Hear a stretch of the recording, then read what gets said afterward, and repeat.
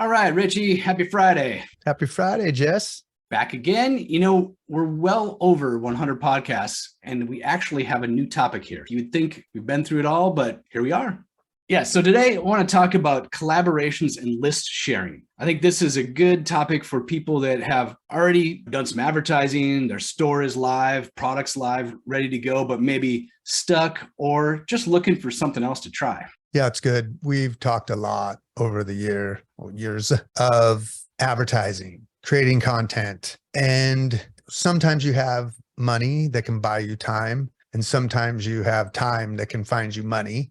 And so I think in this particular case, we're going to go down the rabbit hole of maybe you have a little extra time and you want to try something different. And it's starting with the hypothesis that somebody already has your audience. And if you can do some form of a reach out to that person and collaborate with them in some way, shape, or form, that you might be able to bring over the audience that they already have, and vice versa, they can gain from your audience. That time could be well spent. Yeah, good way of putting it. This is not for the people with lots of money, no time. This is if you have some time, you're willing to be creative. We're going to get into that, and we'll go a little more step by step on what you're looking for. So what you're looking for is similar sized companies with related products. You definitely do not want to reach out to a direct competitor, though. For example, if you sell hammers, you're looking for somebody that sells a cool tool belt. You don't want to find another hammer seller and work together. That kind of defeats the purpose. Maybe you're great at making cakes and you see somebody else is great at making pies. They're both baked goods, very similar, probably a similar customer base, similar demographic. Some examples on your side, Richie? We have psychographics and we got demographics. In the demographic space, certain people of a certain age in a certain location might want certain things. I'm here in San Diego and I have something that's specific to San Diego, and other people in San Diego might like it. That's more looking at lists from a demographic point of view. And then the psychographics are what you're referring to of the cakes and the pies. That might be people who like sweets. It might feel like you might have some cannibalizing of someone that wants to eat the cake and then you're stealing them because now you're getting them in front with pies. But if you're not in the same business and you're selling different things, it could be a big win for both if you're going after people that like sweets, right? So we could go down a ton of different rabbit holes on different ways to do this. But the bottom line is somebody already has your audience. Maybe it's an addition built in how they piggybacked on Apple. That's such a big company and definitely different size list that it wouldn't work that way. But from a mental mind frame of what we're talking about is it's something that could work well with your product and the other product would benefit as well. Yeah. And I can think of other examples where the classic, you sell razors, you should sell razor blades. But if you don't, you find the razor blade company. So it could be an accessory, the repeatable purchase of what you sell, or it could be the opposite way. Let's say you sell shoes and you want to find a sock company and you think, okay, that's a good fit. But if you sell women's shoes, you're not looking for an athletic sock company. Like there has to be a match in the demographic, kind of the price level as well. If you sell like the cheapest hammer possible, you don't want to go to advertise somebody's $200 tool belt. There has to be kind of fit because again, you're looking for this list. Back to your point, Richie, of you're trying to find the list of customers that are similar to your customers. And there has to be a good match. Right? So you're going to have to reach out to these other companies. So there's going to be some email outreach. You're going to be sliding into DMs here, texting, calling, like whatever it takes to make that connection of similar size companies. And the reason we mention the similar size is because at the end of the day, if you're a one-man band and you have like 5,000 people on your list and you reach out to another company, 10 employees and 200,000 on their email list, likelihood of you guys working together is not high. Just to be honest with you, you're sort of looking for this good match of size of email list, size of social media following. So if you have a ton of Facebook and Instagram followers, they have none. Are you going to want to both send a post out to your base? Probably not. Not that it's not possible. There's a lot of ways to make this work, but it is going to be there's a little bit of heavy lifting there and reaching out to people. Something came to mind when you were talking about sliding DMs or shout outs. Think about this from the perspective of shouting it out. There could be an interesting hack where, let's say you have a sock company and you want to potentially do it with shoe company X, and you organically take a picture and tag them in it and say, hey, shoe company X, I love the way my socks look in your shoes, right? I'm literally making something up on the fly here, but that could be a soft intro to how you get to slide into the DMs later. You're giving them a shout out before you're asking for said collaboration. You're showing them off prior, and then who knows, like that shout out might be the secret in. At bare minimum, they'll know of you before you email or call or whatever. They've seen you already say something about their product in social. So I don't know, it was just something that came to mind when you were talking about the various different ways to get the collaboration process started that might give you some content and get in front of them. Yeah, Richie, fair enough. I'd say there's really no rules here. If there's a phone number on their website, call the phone number. If they have an email, send an email. Maybe they want to be reached out via LinkedIn. That's what gets through. Or it's Facebook messages. To your point, shout outs, right? Physical mail, even whatever it takes. There's no rules to this. It's whatever works here. There's a lot of different ways to do it, but you need to open up those conversations and talk to other store owners about like, hey, I love what you guys are doing. We're in similar markets. We could benefit from working together. Here's what I offer. Here's the size of the list that I have. Would you be interested in some sort of collaboration? Yeah. So what would be some of your favorite types of collaborations? We talked about email exchange. What would be some of the collaborations that you think work the best? So I want to give everybody an idea of what we're talking about here. There's tons of ways to collaborate. It could be, you want to stock my product? Great. That's going to be a little more hardcore. The easiest way to me is, especially if we come back to this list, right? We find this match. Somebody else has a 10,000 person list. You have 10,000. Social media lists are about the same. And there's a nice fit on the products. So, hey, Mr. and Mrs. Store owner, let's do this. I'm going to send a picture of your product, a recommendation, a write-up, etc., with a link back to your store. And I want you to do the same. And we'll both do it at about the same time. So there's a little bit of cross promotion here. Maybe these products work well together. Maybe there's an image of the two products together. Again, sky's the limit. It depends on the situation, of course. And that's just a simple exchange, right? Like we're not talking about affiliate links here. We're not talking about exchanging money. This is just, I'll send this to my list if you send this to yours, and probably do the same on social media. So that I would say is a fairly simple, no money transferred collaboration. Rich, I think you had some other ideas on this. What other ways you could collaborate? Now, you mentioned in that particular case, you wouldn't use affiliate links, and totally understand why in that case you wouldn't. However, I'm thinking of the person right now who maybe they're just getting started and they're just getting their store up and they have a product, but they have no list. We're talking about hacks of how do you get in front of other people's audience.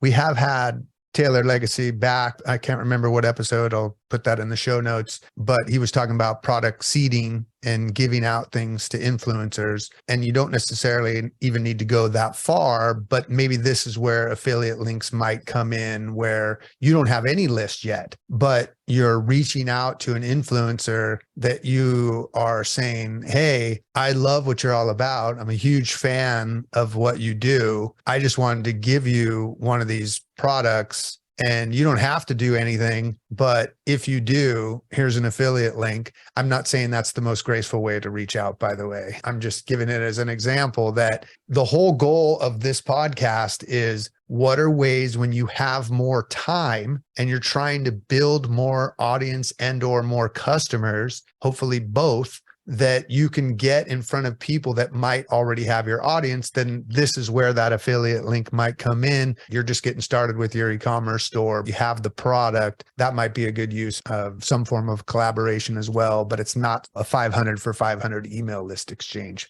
Yeah, Richie, that's fair. There's probably not going to be the perfect match every time. So you need to think about what you're going to give up as well. And maybe an affiliate link is a way for the bigger brand to say, hey, yeah, I'd like to work with you, but I want to get paid on my list. Use this affiliate link so we can track it. There's a lot of different ways this could go. Maybe it's coupons or maybe it's sweepstakes, right? So you could offer up maybe from the small brand to the big brand. You're saying, hey, I'm willing to give up $500, $1,000 worth of my products to your list in exchange for you sending out this email. I'm so certain that our lists are such a good match. If you're willing to send this out to your customer base, I'll offer up a variety of gift certificates to you in the list, right? So that's just an example. And I've seen it done pretty often. I love the gift certificate route because you're not actually giving up anything unless it gets used. You literally could get a list of people that want to use it and may or may not even use your gift certificate. Now, I'm not saying you don't want them to. You want them to because you want them to become a customer. That's the difference with placing ads. You're literally giving up money before you get the sale. Whereas if it's the affiliate we just spoke of, you're giving them a commission after the sale. Or if it's the gift card,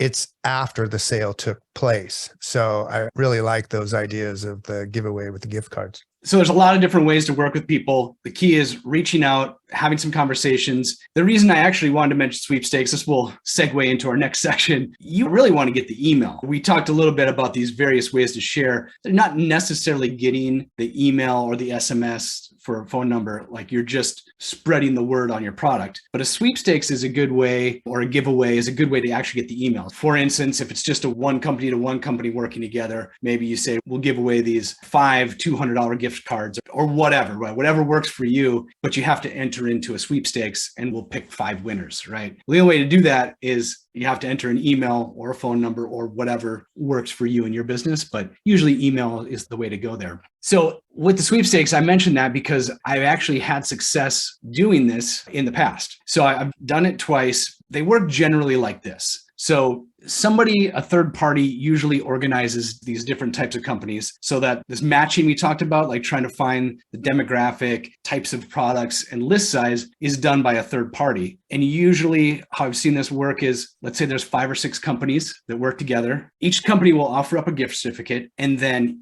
do both an email and a social push to their entire list. So let's say you as a store owner, you have 10,000 followers on Facebook, Instagram, 5,000 email list. You're going to send out this offering to your whole list. People are going to sign up for this sweepstakes. So you're going to have an email, probably some social following as well. And so now let's say you send it out to 5,000 on your own and other people are similar size. That email went out to 25,000 people and you've only given up that gift certificate and usually a fee to that third party as well. I've seen this work really well where you get a bunch of people on your list. They're not as good as people that would sign up on your website naturally because they were probably looking for the giveaway. But the key is that if this is arranged in a way where the demographics are similar, the company size is similar, it can be a really good way to add people to your list and customers. I can also tell you I've done it and it did not work out as well. There was a third party that arranged it and it seemed like it was going to work. Companies looked similar, but I think there was a little bit of fatigue on the list where people had signed up for these sweepstakes probably multiple times and had no intention to ever buy the product. So there's a risk in doing this, but if you're looking to try things that are outside the box, it's a worthwhile use of time. Yeah, it's a great point. You have both sides of the coin where you might have deal seekers, but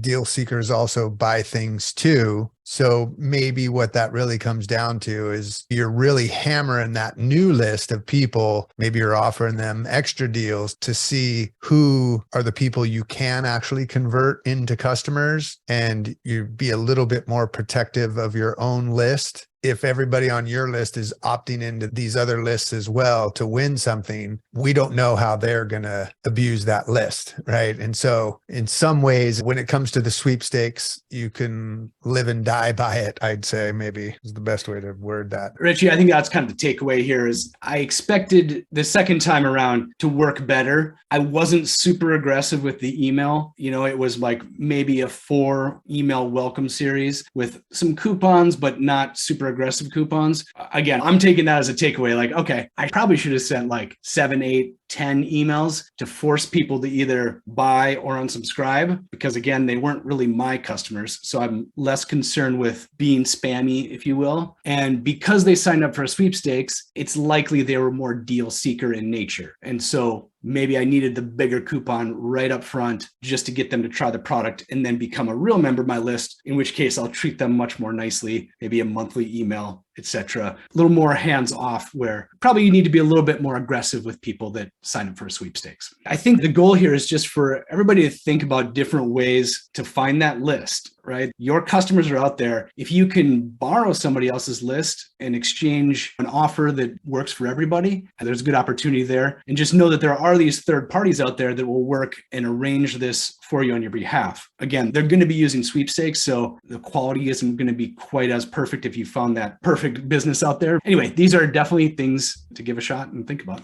Yeah. And if we were winding it up, I would just say one additional thing. You hear almost yearly that email's dead. Email's dead. Email doesn't work. I would argue that probably just not good at doing emails or not good at having creative subject lines to get people to open, because although people are living a lot more in social media, we can't sign up to any of these social media unless we're using our phone number or our email. So in some way, shape, or form, email is still the main lifeline. And what we kind of alluded to a little bit earlier, we love social media, but those are other people's playgrounds. And so whether it's this collab or when you're doing a shout out on social media, we're ultimately trying to build a list of hopefully customers, but at bare minimum, a list of people who are interested potentially in a product such as the one that you have. Maybe over time,